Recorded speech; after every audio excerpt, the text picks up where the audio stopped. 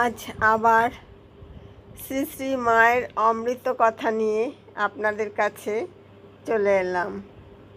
সবাইকে স্বাগত enjoy with রিনিতে। সঙ্গে থাকুন, শুনতে থাকুন শ্রী মায়ের অমৃত কথা। মা শারদা যখন যে কাজটি করেন তাতেই ফুটে ওঠে নিষ্ঠা ও রুচিশ্রীর স্বাক্ষর। একদিন রঙ্গন আর জুঁই ফুলের 7 লহরের মালা গেঁথে ভবতারিণীর মন্দিরে পাঠিয়েছেন তিনি। সেই মালা মাকে পরানোর পর বিগ্রহের রূপ দেখে ভাবে বিহ্বল হয়ে পড়েছিলেন শ্রীরামকৃষ্ণ। শ্রীরামকৃষ্ণের সেই রূপে রসে মগ্ন রূপ সুন্দর হয়ে ফুটেছে শারদার বর্ণনায়। একদিন আমি রঙ্গন ফুল আর জুঁই ফুল দিয়ে 7 লহর মালা গেঁথেছি। বিকেলবেলা গেঁথে পাথরের বাটিতে জল দিয়ে রাখতেই কুড়িগুলো সব ফুটে উঠল। মাকে পরাতে পাঠিয়ে দিলুম। গয়না খুলে মাকে ফুলের মালা পরানো হয়েছে। এমন সময় ঠাকুর মাকে দেখতে গিয়েছেন। দেখে একেবারে ভাবে বিভোর। বারবার বলতে লাগলেন, আহা, কালো রঙে কি সুন্দরী মানিয়েছে। জিজ্ঞাসা করলেন, কে এমন মালা গেঁথেছে? আমি গেঁথে পাঠিয়েছি একজন বলাতে তিনি বললেন, আহা, তাকে একবার ডেকে নিয়ে এসো গো। মালা পরে মায়ের কি রূপ খুলেছে একবার দেখে যাক।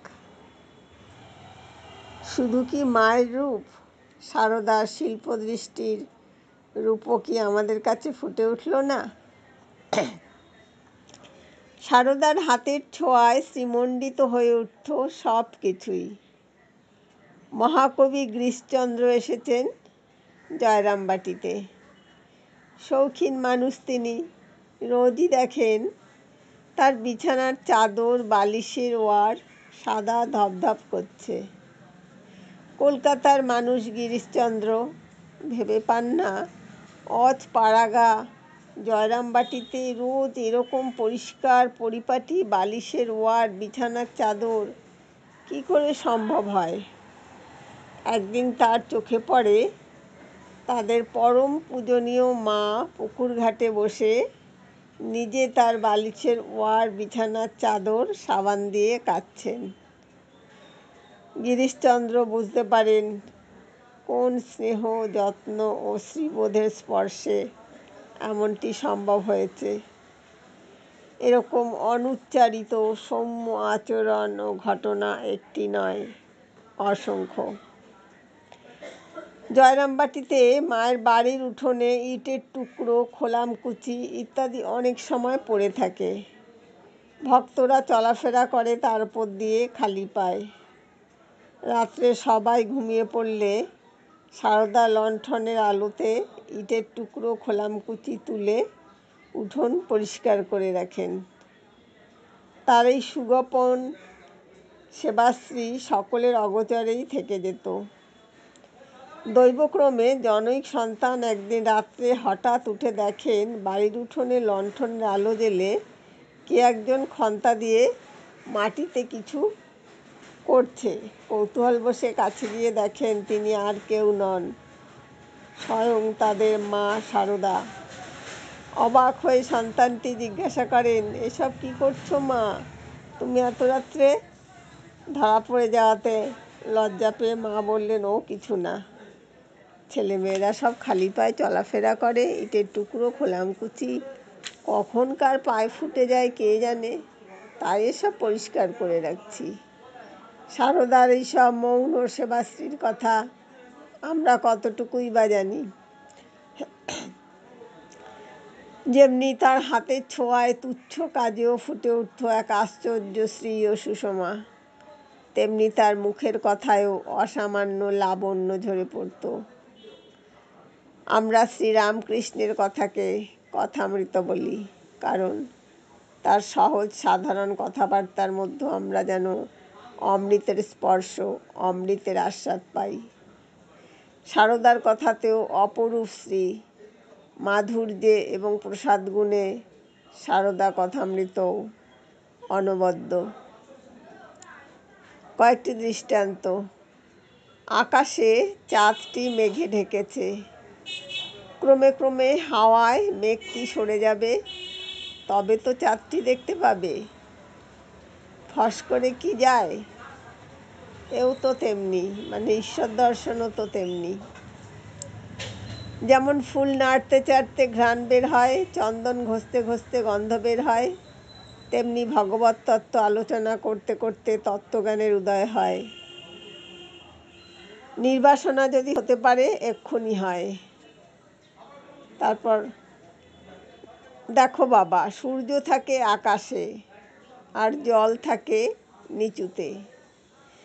জলকে কি ডেকে বলতে হয়, ওগো সূর্য, তুমি আমাকে উপরে তুলে নাও? সূর্য আপনার স্বভাব থেকে জলকে বাষ্প করে উপরে তুলে নেয়।